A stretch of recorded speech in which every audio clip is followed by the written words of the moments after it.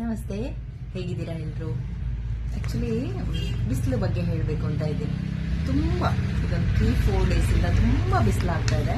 Actually ನನ್ನ ಶಾಪಲ್ಲಿ ನಾನು ಯಾವತ್ತು ಸಮ್ಮರಲ್ಲಿ ಫ್ಯಾನ್ ಹಾಕೊಂಡಿದ್ದಿದ್ದೇ ಇಲ್ಲ. ಈಗ 4 ಡೇಸಿಂದ ಫ್ಯಾನ್ ಹಾಕೊಂಡಿದ್ದೀನಿ. ಫ್ಯಾನ್ ಹಾಕೊಂಡು ಯಾಕಿರಲ್ಲ ಅಂದರೆ ನನ್ನ ಶಾಪ್ ಲೀಕೇಜ್ ಇದೆ, ತುಂಬ ಬಿಲ್ಡಿಂಗಲ್ಲಿ ಮಾಯಿಶ್ಚರ್ ಇದೆ.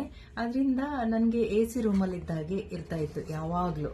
ಸೊ ಈ ಸಲ ತುಂಬ ಬಿಸಿಲಿದೆ, ಅದರಿಂದ ಲೂಸ್ ಆಗಿರೋ ಬಟ್ಟೆಗಳನ್ನು ಹಾಕಿ, ಆದಷ್ಟು ಲೈಟ್ ಕಲರ್ನ ಹಾಕಿ, ಹಾಗೆಯೇ ಒಂದು 12 to 3 ತನಕ ಎಲ್ಲ ಹೊರಗಡೆ ಹೋಗೋದನ್ನು ಅವಾಯ್ಡ್ ಮಾಡಿ, ತುಂಬ ಚೆನ್ನಾಗಿ ನೀರು ಕುಡೀರಿ, ತಂಪಾಗಿ ಇಟ್ಕೊಳ್ಳಿ ಬಾಡಿಯನ್ನು. ಹಾಗೆ ಕೇರ್ ಮಾಡಿ ನಿಮ್ಮ ಬಾಡಿಯನ್ನು. ಡಿಹೈಡ್ರೇಟ್ ಆದರೆ ನಿಮಗೇನೆ ಟಯರ್ಡ್ ಅನಿಸುತ್ತೆ, ಉತ್ಸಾಹ ಇರಲ್ಲ, ಬಟ್ಟೆಗಳು ಟೈಟ್ ಆದರೆ ನಿಮಗೆ ಕ್ಯಾರಿ ಮಾಡಲಿಕ್ಕಾಗಲ್ಲ. ಅದರಿಂದ ಈ ಸಮ್ಮರ್ ಟೈಮಲ್ಲಿ ಆದರೂ ಬಟ್ಟೆಗಳನ್ನು ಲೂಸ್ ಆಗಿ ಹಾಕಿ ಕೇರ್ ಮಾಡಿ. ಈ ಟೈಮಲ್ಲಂತೂ ತುಂಬ ಕೇರ್ ಬೇಕಾಗುತ್ತೆ.